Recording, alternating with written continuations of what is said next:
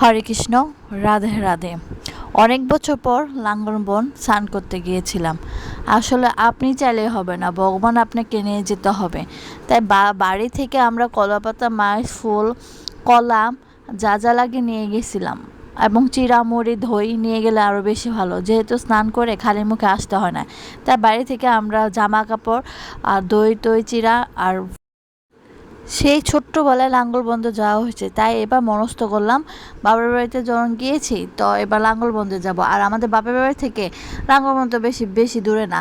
আমাদের তো রাত্রে আমরা রওনা দিয়েছি 11:30টার দিকে। মাদুর বাস স্ট্যান্ডে এসে দেখি অনেক বাস এসে দাঁড়িয়ে আছে, জনপ্রতি 120 বা 150 যেই যত পারে।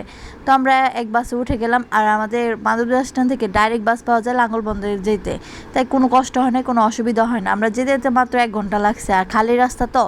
সামনে গিয়ে দেখি অনেক ভিড়, লাঙ্গলবন্দের কাছাকাছি তো রাস্তাটা খুব ভিড়, আর হাজার হাজার মানুষও রাতে গেছে নিরিবিলি স্নান করার জন্য।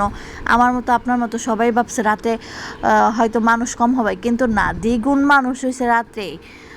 সবাই রাতে চলে গেছি। তো আমরা পৌঁছাইতে সেখানে 1টা বাজছে।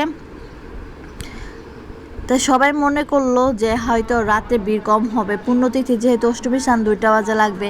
কিন্তু আমরা গিয়ে দেখি আসলে তা না, আমাদের আগেই মানুষ কত হাজার হাজার মানুষ চলে আসছে। আর এখান থেকেই অনেক মানুষ, এত ভিড়। এই যে রাত তখন 1টা বাজে, হাজার হাজার ভক্ত, লক্ষ লক্ষ ভক্তবৃন্দ চলে আসছে পুণ্যতিথিতে স্নান করার জন্য।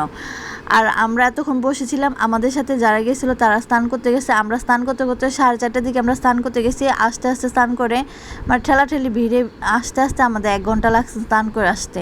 তা আমরা 4:30 স্নান করতে আসছি, 5:30 বা 6টা বাজছে, এরকমই সকাল হয়ে গেছে।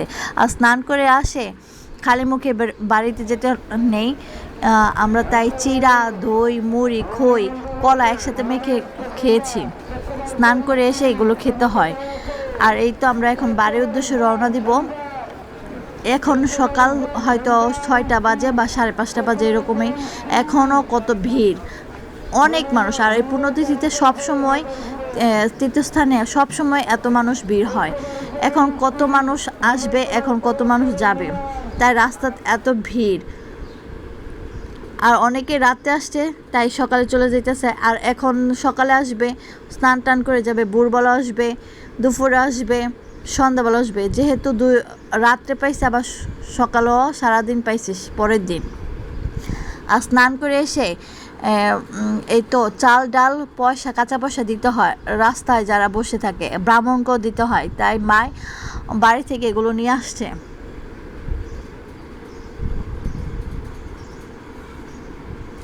আর পরশুরাম হলো রাজঘাটে স্নান করেছিল, তাই রাজঘাটে খুব মানুষ, অনেক ভিড় হয়। আমরা রাজঘাটে স্নান করছি, সেই জন্যই মানে ঘন্টাখানেকের মতো দেরি হয়েছে। যেতেই সময় লাগে, কিন্তু স্নান করে আসতে এত সময় লাগে না। আর স্নানের ভিডিও মাইক দিয়ে বলতেছে স্নানের ভিডিও করা যাবে না, আর কেউই করে নাই।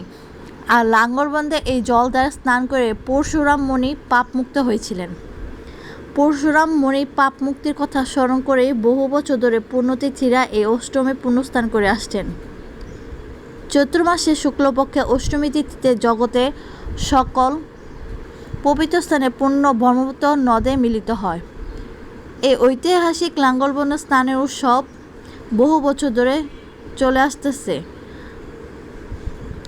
এই লাঙ্গলবনের মহাষ্টমী স্থানে 22টি স্নানঘাট, 28টি মন্দির, 7টি আশ্রম ও 4টি আশ্রয়স্থল আছে।